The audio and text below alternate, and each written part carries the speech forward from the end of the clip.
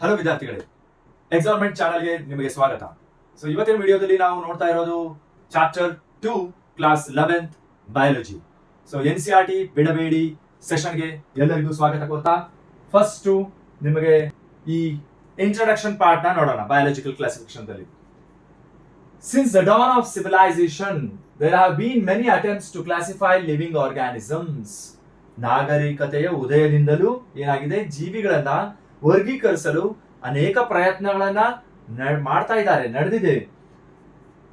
It was done instinctively, not using criteria. ಇಲ್ಲಿ ಏನಾಗಿದೆ, not using criteria. So ಇದು ಹೇಗೆ ನಡೆದಿದೆ ಅಂದ್ರೆ, ಇದನ್ನು ವೈಜ್ಞಾನಿಕ ಮಾನದಂಡಗಳನ್ನ ಬಳಸದೆ. ಸೊ ಇದೇನು ಸೈಂಟಿಫಿಕ್ ಅಲ್ಲ, but born out of a need to use organisms for our own use, for food, shelter and clothing. So ವೈಜ್ಞಾನಿಕ ಮಾನದಂಡಗಳನ್ನ ಬಳಸದೆ ಆಹಾರ, ಆಶ್ರಯ ಮತ್ತು ಬಟ್ಟೆಗಾಗಿ ಜೀವಿಗಳನ್ನ ನಮ್ಮ ಸ್ವಂತ ಬಳಕೆಗಾಗಿ ಬಳಸುವ ಅಗತ್ಯವನ್ನ ಇಟ್ಕೊಂಡು ಸಹಜ ಪ್ರವೃತ್ತಿಯಿಂದ ಏನಾಗಿದೆ ಮಾಡಲಾಯಿತು. Aristotle was the earliest to attempt more scientific basis for classification. So ಹಾಗಾದ್ರೆ ವರ್ಗೀಕರಣನ ಮಾಡಲಿಕ್ಕೆ ಮೊಟ್ಟ ಮೊದಲ ವ್ಯಕ್ತಿ ಯಾರು, ವರ್ಗೀಕರಣಕ್ಕೆ ಹೆಚ್ಚು ವೈಜ್ಞಾನಿಕ ಆಧಾರವನ್ನು ಕೊಟ್ಟವರು ಯಾರು, ಪ್ರಯತ್ನಿಸಿದ ಮೊದಲ ವ್ಯಕ್ತಿ ಯಾರಂದ್ರೆ ಅರಿಸ್ಟಾಟಲ್. ಇವ್ರು ಏನ್ ಮಾಡಿದ್ರು, he used simple morphological characters to classify plants into trees, shrubs and herbs. ಸಸ್ಯಗಳನ್ನ ಮರಗಳು, ಪೊದೆಗಳು ಮತ್ತು ಗಿಡಮೂಲಿಕೆಗಳಾಗಿ ವರ್ಗೀಕರಿಸಲು ಅವರು ಸರಳ ರೂಪ ವಿಜ್ಞಾನವನ್ನ, ಗುಣಲಕ್ಷಣಗಳನ್ನ ನೆನಪಿನಲ್ಲಿಟ್ಟುಕೊಂಡು ಅವರು ಏನ್ ಮಾಡಿದ್ರು ಅಂದ್ರೆ ವರ್ಗೀಕರಣ ಮಾಡಿದ್ರು, ಬಳಸಿದ್ರು. He also divided animals into two groups, those which had red blood and those that did not had red blood. ಅವರು ಪ್ರಾಣಿಗಳನ್ನ ಕೆಂಪು ರಕ್ತ ಹೊಂದಿರುವ ಮತ್ತು ಇಲ್ಲದ ಎರಡು ಗುಂಪುಗಳಾಗಿ ವಿಂಗಡಿಸಿದ್ರು. ಫಸ್ಟ್ ಯಾರು, ಅರಿಸ್ಟಾಟಲ್ ವರ್ಗೀಕರಣವನ್ನ ಮಾಡಿದ್ರು. ಮುಂದೆ ಬಂತು ಲಿನಿಯಸ್ ಟೈಮ್ ಅಲ್ಲಿ. In Linnaeus time a 2 kingdom system of classification with 2 kingdom start ಆಯ್ತು. ಸೊ 2 ಕಿಂಗ್ಡಮ್ ಯಾವ್ದಿತ್ತು, Plantae and Animalia. Kingdoms was developed that included all plants and animals respectively. Linnaeus ಕಾಲದಲ್ಲಿ ಪ್ಲಾಂಟೆ ಮತ್ತು ಅನಿಮಾಲಿಯಾ ಸಾಮ್ರಾಜ್ಯಗಳೊಂದಿಗೆ 2 ರಾಜ್ಯಗಳ ವರ್ಗೀಕರಣ ವ್ಯವಸ್ಥೆಯನ್ನ ಅಭಿವೃದ್ಧಿಪಡಿಸಲಾಯಿತು, ಸಸ್ಯ ಮತ್ತು ಪ್ರಾಣಿ ಅಂತ ಹೇಳಿ. This system did not distinguish between eukaryotes and prokaryotes. So ಇದರಲ್ಲಿ ಕ್ರಮವಾಗಿ ಎಲ್ಲಾ ಸಸ್ಯಗಳು ಮತ್ತು ಪ್ರಾಣಿಗಳು ಸೇರಿವೆ.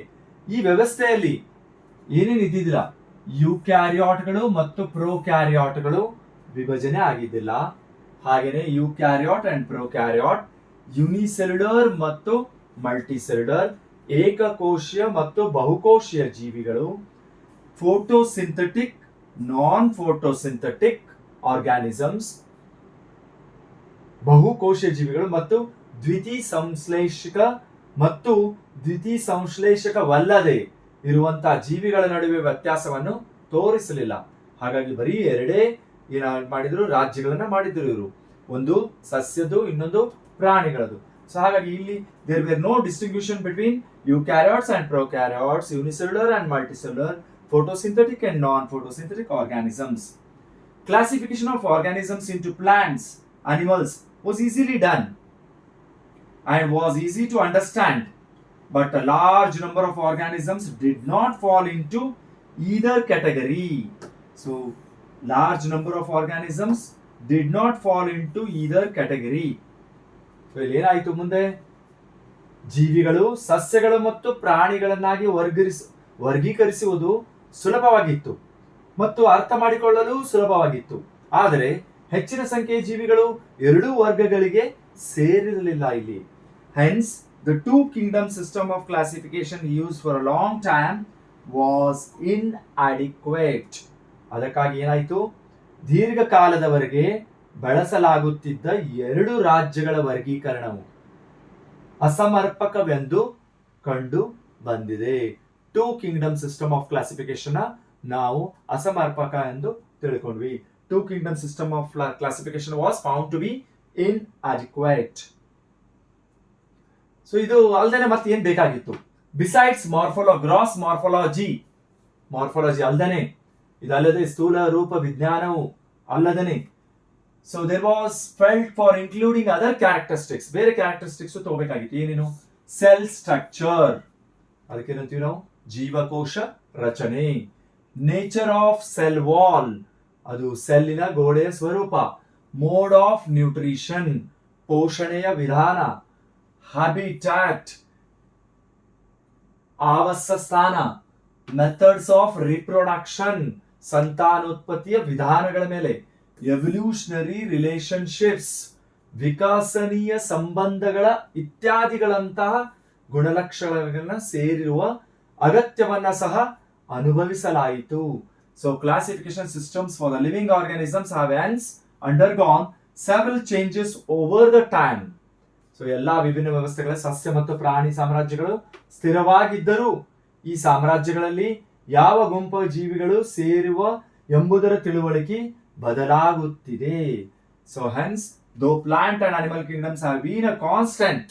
ಸಸ್ಯಶಾಸ್ತ್ರ ಮತ್ತು ಪ್ರಾಣಿಶಾಸ್ತ್ರ ಅದೇನಿದೆ ಅಂದ್ರೆ ಜೀವಿಗಳು, ಸಸ್ಯ ಜೀವಿಗಳು ಮತ್ತು ಪ್ರಾಣಿ ಜೀವಿಗಳು ಯಾವಾಗ್ಲೂ ಫಿಕ್ಸ್ ಇತ್ತು, ಆದ್ರೆ ಕಾಲಕ್ಕೆ ಅದು ಚೇಂಜ್ ಆಗೋತಾ ಹೋಯಿತು. Have been a constant under all different systems. Understanding of what groups organisms have been included under this kingdom have been changing.